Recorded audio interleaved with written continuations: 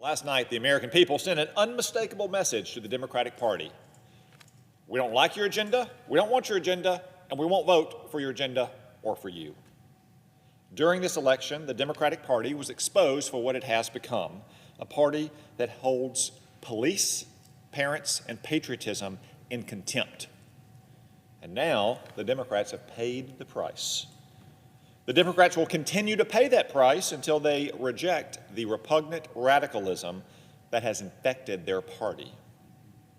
The Democratic defeat last night was not in a single state or one county or some isolated municipality. It was not some isolated incident. It was not the result of just a single quirky issue or bad candidate. It was a nationwide disaster and wipeout for the Democratic Party.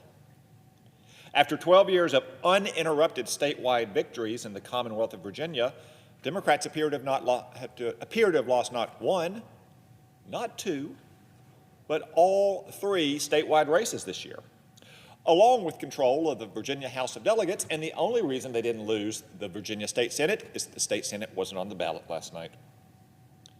I would remind you that Virginia is not a swing state, as you may have heard this morning, to excuse the Democrats' terrible performance. Joe Biden won Virginia by 10 points. It's been 12 years since Virginia voted for a Republican. Virginia is a Democratic state and has been for more than a decade. Yet now, Joe Biden's acolytes have been soundly defeated by Republican Governor-elect Glenn Youngkin, Lieutenant Governor-elect Winsome Sears, and Attorney General-elect Jason Miyares. It's remarkable how quickly the president's party has frittered away all of the goodwill in Virginia. Now, I've also heard some Democrats try to explain away the loss in Virginia by saying Terry McAuliffe was a bad candidate. Now, I certainly have no brief for Terry McAuliffe, but I would say that Terry McAuliffe was such a bad candidate that he also is causing the Democratic governor in New Jersey to lose. Joe Biden won that state by 16 points. And at this moment, the governor's race is too close to call. Too close to call. So it's at least a 16-point swing, even if the Democratic governor squeaks it out. And oh, by the way, the Democratic State Senate president, one of the key power brokers in New Jersey, appears to be on his path to losing to a Republican truck driver who spent a grand total of $153 on his campaign. But someone who said, I'm a dad and I'm a grandfather, and I think that we're taxed too much and that we need better representation. If anyone had told Governor Phil Murphy and the Democrats yesterday that this would be a close race, he would have been laughed out of the room. Yet outrage against Democratic policies is rampant, even in deep blue New Jersey. Looking across state lines in New York, there was a similarly shocking outcome, with Republicans apparently sweeping every office in Long Island,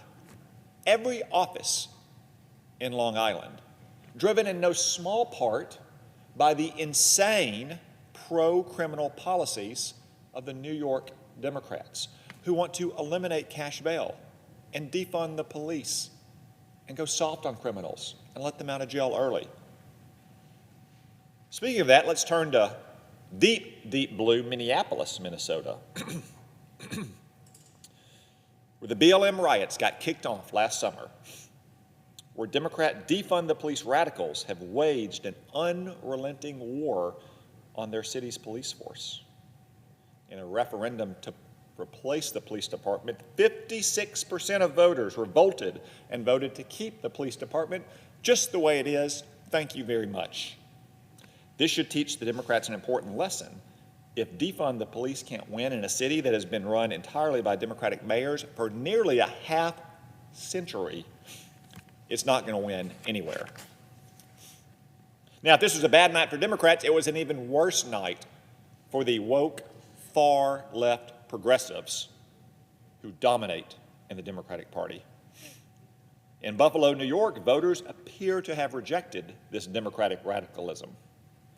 Self-proclaimed socialist mayoral candidate India Walton had actually beaten the incumbent Democratic mayor earlier this year for the nomination. But now, India Walton is losing to the current mayor in a write-in campaign. a write-in campaign. Again, if your far-left policies can't even win when you are your party's nominee and in a city that has been run entirely by Democrats for a half century, you better believe they are bad and unpopular policies that will cost you your next election. Finally, as far as way of San Antonio, Republicans have flipped a largely Hispanic district long considered a Democratic bastion in a clear sign that Republican inroads with Hispanic voters last year were not a fluke. So what's responsible for this astounding red wave, unlike anything we have seen in years? Well, if you listen to some in the media this morning, the answer is the same as always. It's Republican racism.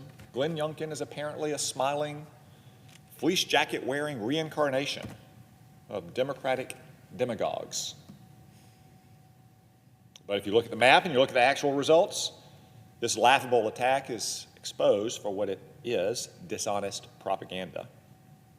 As part of this supposedly racist or white supremacist backlash election, more than half of Hispanic voters appear to have pulled the lever for Glenn Youngkin. Not one, but two plurality black Virginia State House districts flipped to the GOP. Best of all, for this supposedly racist or white supremacist backlash election, Virginia voters just elected the state's first black female lieutenant governor. That woman is Winsome Sears, a gun-toting immigrant Marine veteran and a proud conservative Republican. So much for the media spin. Now for the truth. According to exit polls, the top issues on voters' minds were the economy and education. Both spelled disaster for the Democrats. For months, Americans have watched with alarm as Democrats have shoveled trillions of dollars into liberal priorities while inflation has surged upwards. They've suffered skyrocketing costs at the grocery store and the gas pump. First, the Democrats said this is merely transitory inflation. Then they laughed it off as a joke. And they said, sorry, you'll have to lower your expectations. It may take you a while to get your treadmill. And then they demanded trillions of dollars more in their so-called Build Back Better initiative, which should perhaps be called Build Back Broke if you're a working family. So when Glenn Youngkin offered to eliminate Virginia's onerous grocery tax and cut the regressive gas tax, normal Virginians listened, and they voted. American parents have also been ignored and mistreated by the schools that are supposed to be teaching their kids. Remote learning was a disaster for America's children. Some have fallen months behind in their development, and many more have suffered the consequences of social isolation. But if there's a silver lining in this tragedy, it's that parents were finally able to see the nonsense that their kids were being taught. Critical race theory, indoctrinated to see everything and everyone, first and foremost, the color of their skin, and to hate their country. And parents were outraged, and parents were right to be outraged. Now, the Democrats' response to this controversy reminds me of the old line that dog didn't bite you, he's not my dog, he kicked you first. Their first response was, critical race theory is a figment of your imagination. And they said, it's not taught in Virginia. And they said, well, it should be taught anyway, because our schools and our institutions are so racist. Then again, they also said that there was no threat of having teenage boys in girls' bathrooms.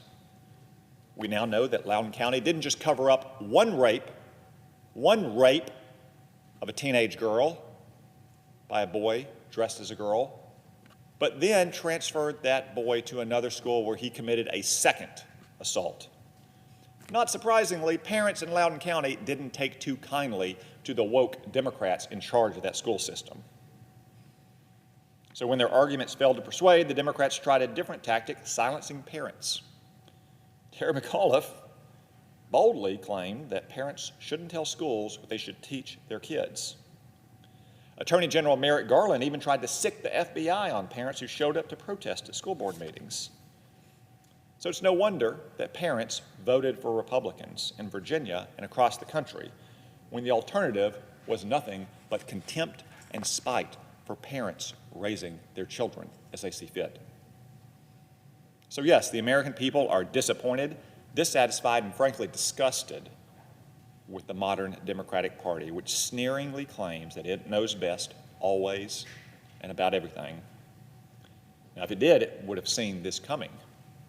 So I would simply caution my Democratic colleagues, especially 4 future former one-term senators, that if they don't change their ways, if they proceed with this reckless tax and spending bill, which includes over $1 trillion in wasteful spending, and that is littered with woke projects and leftist schemes, next year will be even worse.